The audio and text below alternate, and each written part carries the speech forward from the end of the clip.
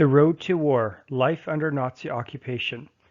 This resource is to be utilized with Activity 4 of the package, The Road to War. Stories of Occupation. On each slide you will find a picture relating to what life was like under Nazi occupation.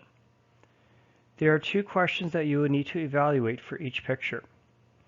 Number 1, what word best describes the picture? Number 2, what's the story in the picture? After taking time to think about these questions, advance the slide to see what is the true story behind the picture.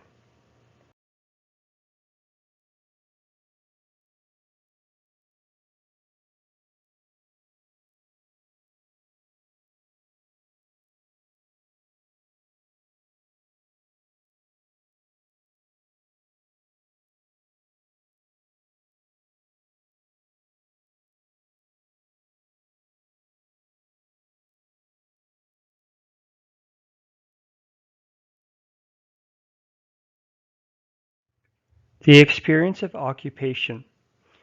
Occupation by the Nazis would transform everyday life for those who lived in an occupied country. Daily freedoms previously enjoyed were now restricted.